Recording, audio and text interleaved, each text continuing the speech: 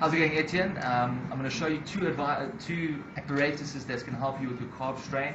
Just a quick video just to show you how to use this properly. I'll be dropping off this shortly for Lee to give to you to take with you overseas. This will help you quite a bit. It's a tool that comes from overseas, very important. I'll tell you the reason why shortly. I'm going to use one of my assistants just to go through it, and I'll go through a couple of drills which you can do and the science behind the beauty of this apparatus. I'm going to show you how to use the stick. Alright, the importance of this piece of tool is that it's going to bring a lot of blood to the muscle, and the science of it is basically elongating that muscle length, because when you're training, it shortens that muscle. With this, it works kind of like a rolling dough, when you're basically making pizza. Same principle, pushing out the muscle, making it longer, more volume to do work. Stand up for me, turn around. Alright, Chris is basically going to show me his calf.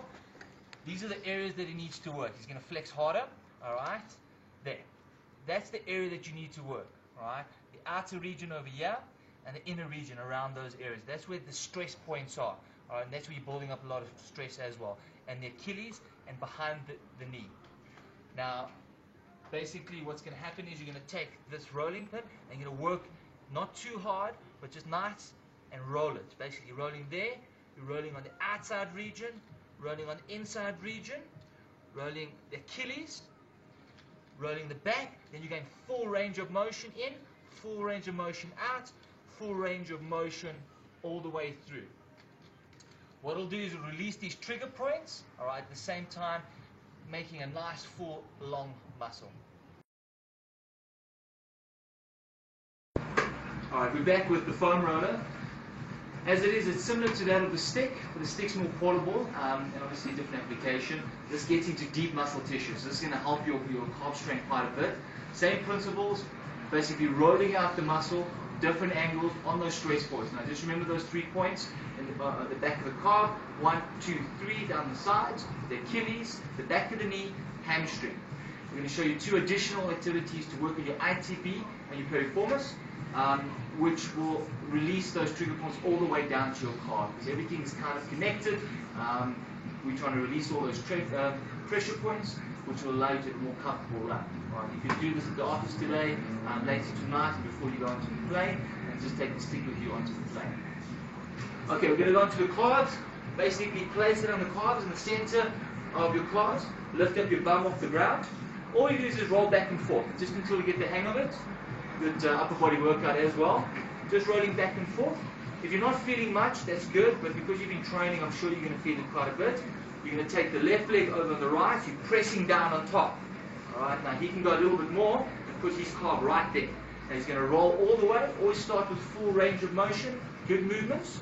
Alright, now we're going to focus on 20 repetitions right in the center. Just rolling back and forth about that much. Alright, so back and forth. Alright, he's moving up, 19, 20, roll to the side, alright, 20 that case, roll the other side, 20 repetitions on the inside. Now you're getting those 3 trigger points. You're going to move back down to your Achilles, the same thing with the Achilles. Now this feels really, really great. So just work it in, 20 to 30 repetitions, alright, move to the back of the knee. Good, just move forward, now get it nice and couple that back of the knee, just move it nice and forth.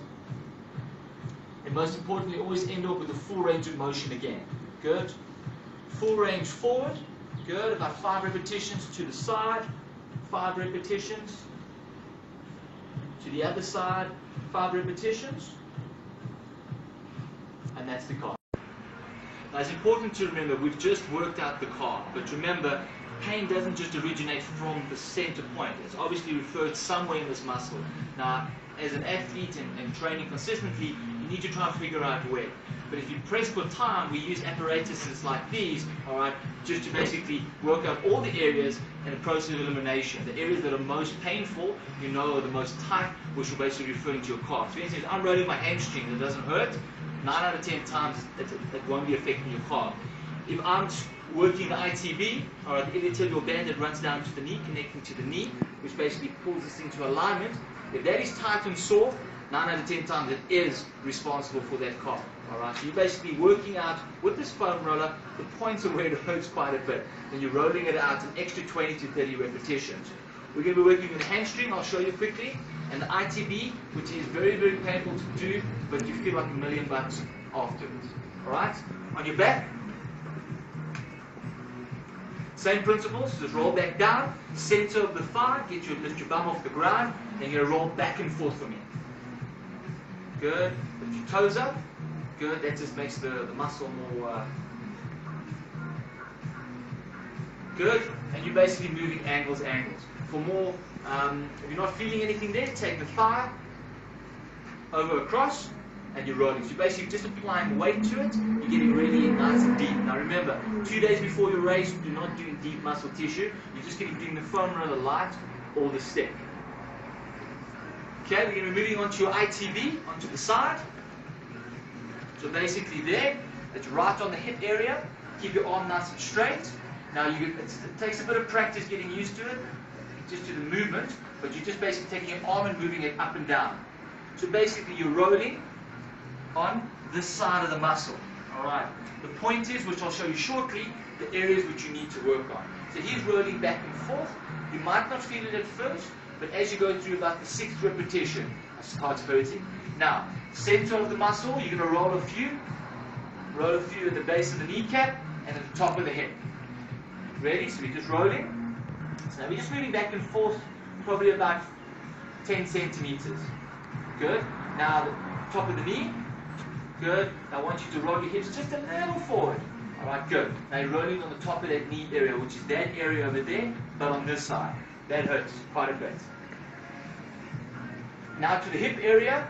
I want you to roll your hips slightly back, alright, getting onto that hip area, rolling back and forth, alright. You feel it working into the glute area. Our glutes are responsible for most of the pain we have, so we need to work in that. And then once again, just full range of motion. Full range of motion. Good. Now Chris is going to stand up for me and flex his quad. Alright, that area over there, alright, remember your band runs down and holds your kneecap in place. Right. If this is tight, it's going to pull your kneecap across. So every time you land and strike, it's going to be hurting that calf. Right. So we need to make sure that that is nice and supple, and that inner quad, alright, the vasta medialis, needs to be nice and supple as well. If this is too tight, it's going to push your knee across, causing calf pain. Alright, so that's why we roll that inside thigh and the outside thigh. But I want you to get on, flex for me. I want you to get on these points over here. That's the stress points. Alright? That point over there and that point over there. Because the muscle basically absorbs the shock, but obviously your attachment points are the ones that take the most amount of pain. So work in those areas until you feel that it actually feels nice and soft and jello. Then you'll feel that everything else releases.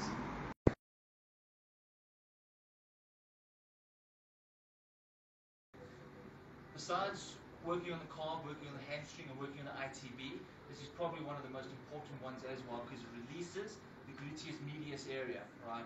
Which also, once again, this is a massive muscle. Right? If things aren't working properly in here, this whole area is basically going to tighten up. Okay, so we need to get hold of the piriformis. Easiest way is you feel your hip bone slightly down from your hip bone, or alternatively, take your finger like that. Yep, blue ball supporter. And then you're basically going to take it, put your fist on your coccyx, all right? Put your hands wide, all right? And you'll see wherever my pinkies are. So it's over there and over there.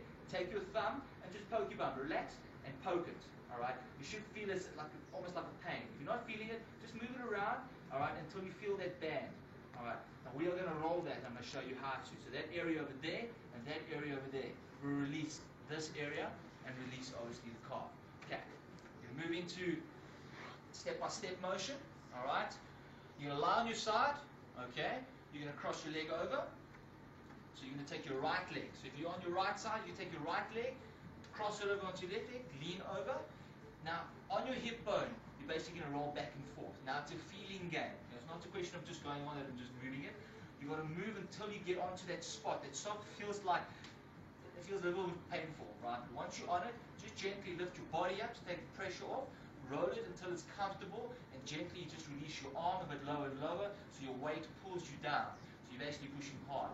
I recommend pushing hard and doing all these drills in your deep muscle tissue now, and then obviously your stick, which you'll be using on the plane and right through the race. Now remember, he'll be carrying on doing this. He's releasing his gluteus medius, allowing a nice free movement for his leg to operate and function.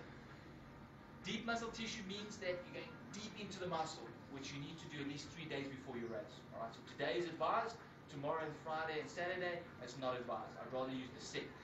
Just get some light movement going with your stick throughout your plane flight. That's why you can put it in your backpack, it's fine. They do allow it on the plane, I know for a fact. While you're sitting in your chair, do your calves, do your hamstrings, one on each leg, you'll feel like $1 million after that. Also between your before your race, all right, put on Repogel or deep heat. All right, it's one of those things which will allow a lot of blood flow to those muscles. Now, rolling and kneading that muscle as well will increase the blood flow. Blood flow increases oxygen, it increases nutrients, which allows you to, to have a more comfortable run.